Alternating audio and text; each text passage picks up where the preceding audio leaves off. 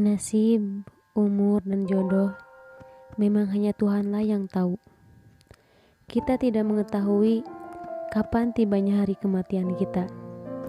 Seperti kita juga tidak tahu siapa jodoh kita. Begitu pula halnya dengan nasib. Tidak ada yang dapat mengatakan dengan tepat bagaimana nasib kita besok atau 10 tahun mendatang. Tidak pernah terpikir oleh saya bahwa dalam usia yang masih dikatakan muda ini, saya harus menjadi seorang anak yatim piatu. Betapa cepatnya Tuhan merubah nasib manusia. Sampai terkadang saya berpikir bahwa Tuhan tidak adil dan nasib saya amat buruk. Saya dilahirkan sebagai anak kelima dari 6 bersaudara. Keluarga kami sangat bahagia. Setidak-tidaknya begitulah menurut penilaian saya. Persaudaraan kami sangat erat karena memang hal tersebut sudah ditanamkan orang tua kami sejak kanak-kanak. Tidak pernah ada rasa iri atau dengki di antara kami. Semua merasa mendapat perhatian dan kasih sayang yang sama besarnya dari ibu dan ayah. Memang kadang-kadang timbul perselisihan di antara kami yang akhirnya menjadikan persaudaraan kami semakin erat saja.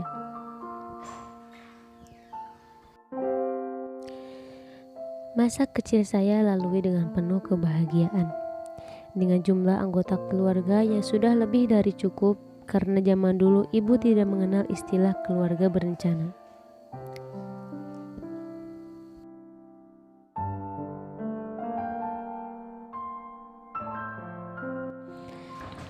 Ketika saya duduk di bangku kelas 10, ibu menderita penyakit tipes yang dideritanya akhir-akhir ini.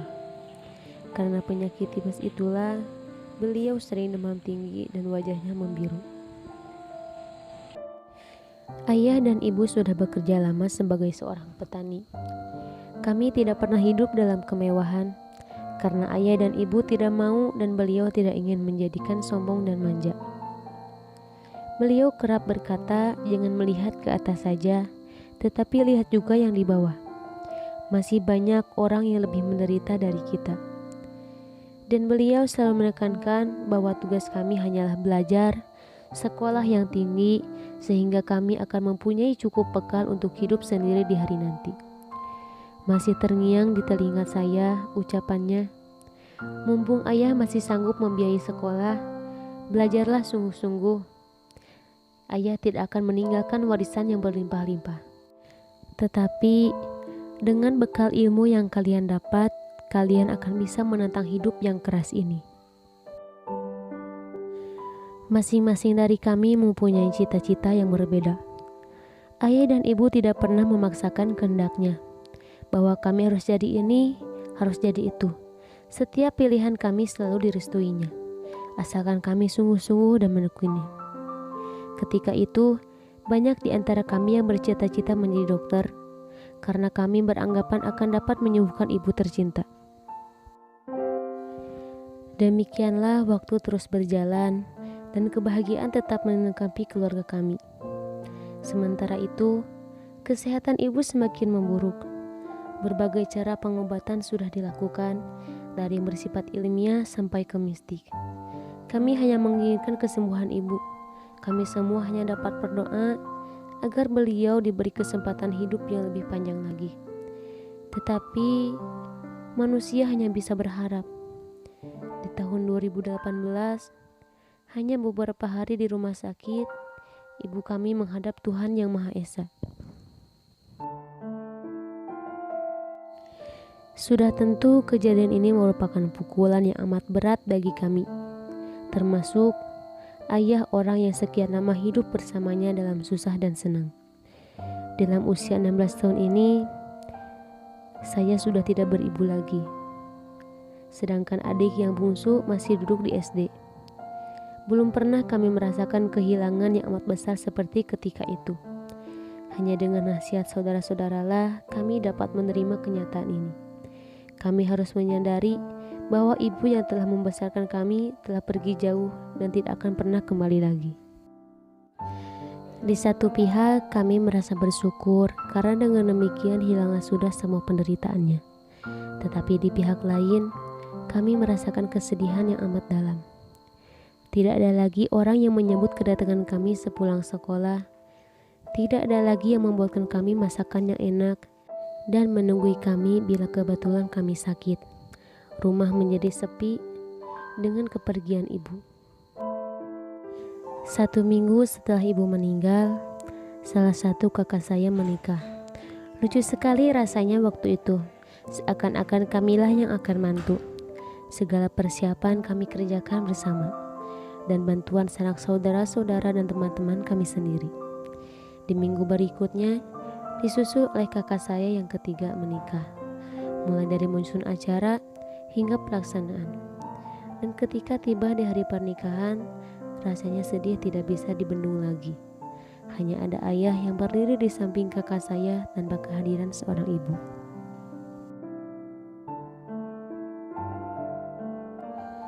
Dengan perkawinannya berarti kakak saya harus tinggal di tempat lain. Lagi-lagi rumah menjadi sepi. Kini hanya ada saya, ayah, dan adik saya yang tinggal di rumah. Sejak saat itu, ayah menyerahkan tugas memasak dan sebagainya kepada kakak saya yang pertama, yang rumahnya bersebelahan di rumah saya. Beberapa hari setelah itu, saya merasa tidak enak karena selalu mengandalkan kakak saya yang sudah berumah tangga untuk memasak dan sebagainya. Disitulah saya belajar memasak dan mencoba semaksimal mungkin memberikan masakan yang enak untuk ayah saya. Sehingga pada suatu hari ayah menelpon kakak saya. Dan ia bilang masakan saya lebih enak. Dan katanya saya sekarang lebih rajin dalam hal apapun.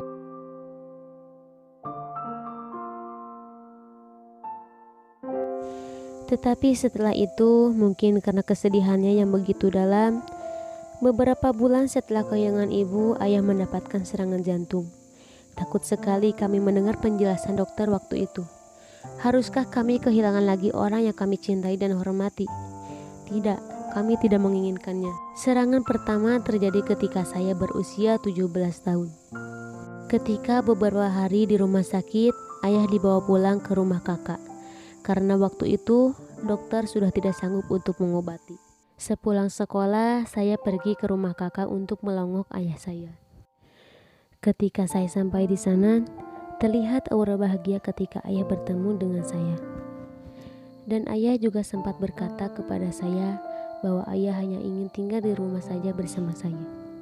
Karena mungkin beliau merasa canggung dirawat oleh kakak saya yang sudah berumah tangga.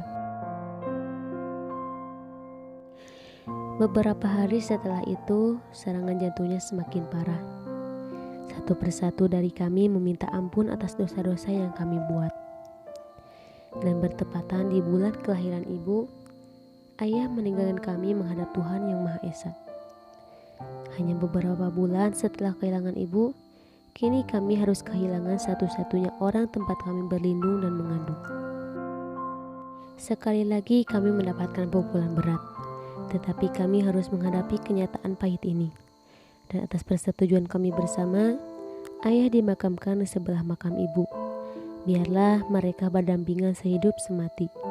Kami hanya bisa berdoa agar mereka ditempatkan di tempat yang penuh karunia Allah Subhanahu wa Ta'ala. Berbagai macam persoalan timbul silih berganti semenjak kami betul-betul tidak mempunyai orang tua lagi. Dan itu harus kami hadapi bersama-sama. Pembagian tugas harus diperbaharui. Sekarang, kakak yang pertamalah yang merawat saya dan adik saya.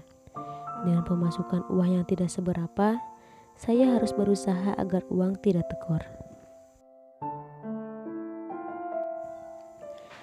Beberapa bulan setelah itu, saya merasa memberatkan kakak saya. Dari mulai biaya sekolah hingga kebutuhan sehari-hari. Disitulah saya memutuskan untuk keluar dari rumah dan bertempat tinggal di asrama sambil mencari ilmu agar tidak terlalu membebani kakak saya. Tetapi walau begitu, saya dan adik saya tetap bersekolah. Kini saya duduk di kelas 3 SMA dan adik saya duduk di kelas 2 SMP. Masing-masing dari kami tetap ingin mewujudkan keinginan orang tua kami, belajar untuk kemudian bisa berdiri sendiri. Tuhan Maha Adil. Tuhan mendengar doa kami.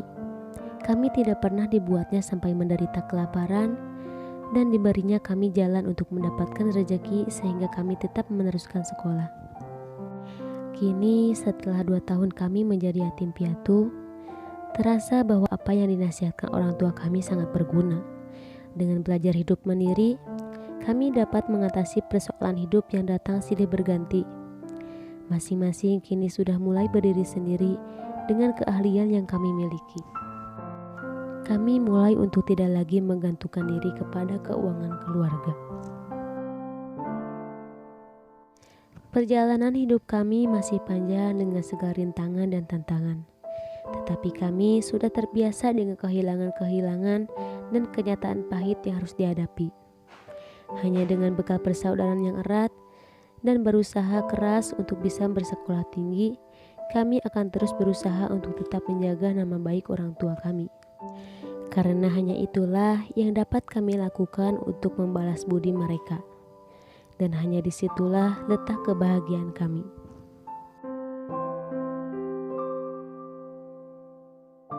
Jadikan cerita saya ini sebagai motivasi dan inspirasi untuk kalian semua.